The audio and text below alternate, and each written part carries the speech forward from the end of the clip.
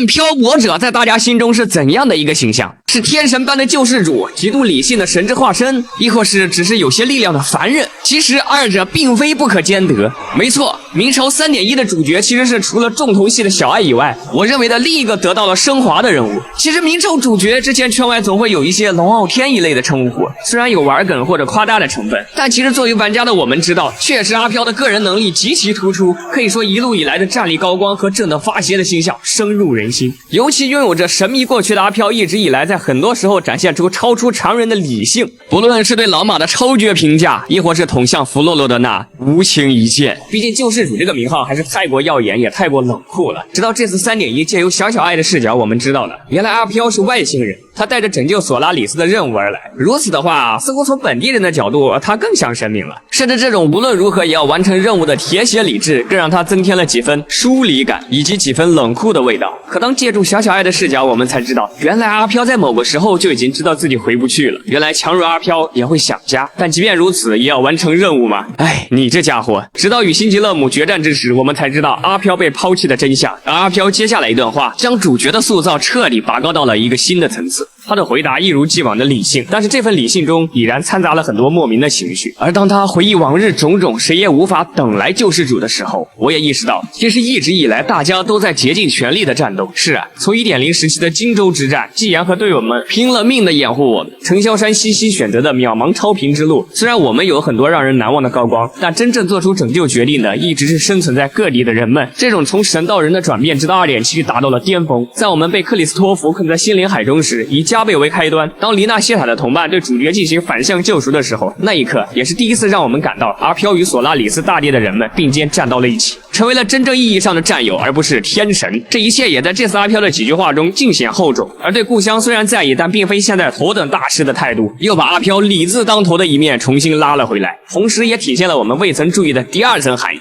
是啊，失去记忆的阿飘依然选择尽力去帮助每个地区的人们拯救自己，拯救索拉里斯。这已经不是所谓的任务驱动，而是他已经爱上了这片土地，爱上了这些与自己并肩而行的人们。已是乾坤大，犹怜草木青，这是独属于阿飘的人格魅力，也令我不禁想问：妖道的们，你就那么喜欢人类吗？当救世从沉重的责任变成打心底里的爱之时，当小爱害怕我们孤独之时，这句包含情感的如此有温度的话，从曾经近乎神秘的阿飘嘴里说出，有大家在，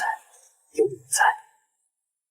不会的。那双闪耀着神圣的金色眼瞳中，似乎多出了一层人性的光辉啊！我爱死这个主角了。此时我又不禁想到迪迦奥特曼大古的那段抉择。这一世的阿飘也一直打心底里做着自己认为对的事，他既是神也是人。这次他依然选择了宛如神明般的拯救世界，但驱动力不再是冷冰冰的任务，而是和大家一起守护索拉里斯的热诚之心。这段运镜与表情配合上 CV 的发挥，我只能说影视级别的演绎应该没啥问题吧。而之后的这句话才是这次阿飘的点睛之笔。我想留在大家身边，从过去一同迈向明天。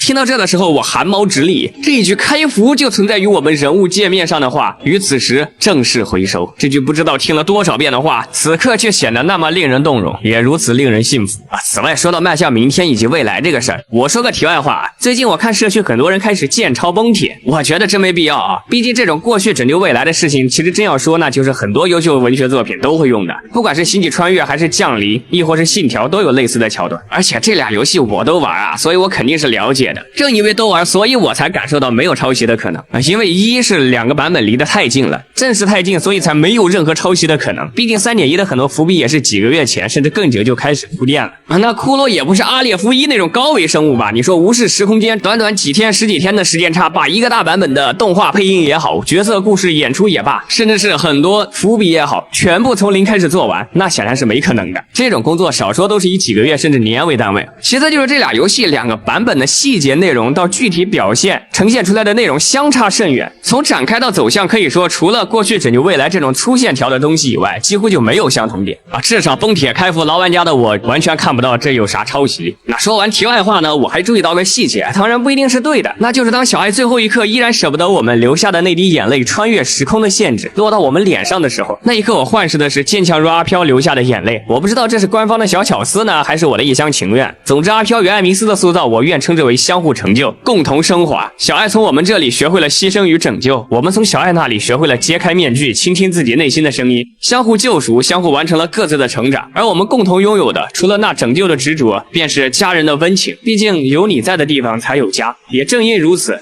即便灵魂不在，他依然能够跨越时空，让我们别难过。即便希望渺茫，我们也要紧握他的护身符，紧握这一份仅存的希望，因为他是我的家人，也因为这次我们要守护的未来，要拯救的世界，再也不是那机械的任务，而是要和大家一同迈向的那个明天。未来的那个阳光灿烂、春暖花开的日子里，一定会有小爱。阿飘与拉海洛的人们如何逆转乾坤，就让我们拭目以待。最后依然祝大家新春大吉，马到成功。希望大家给主播点个关注，点赞推荐，我们下期再见喽 ！Thank you， 思密达。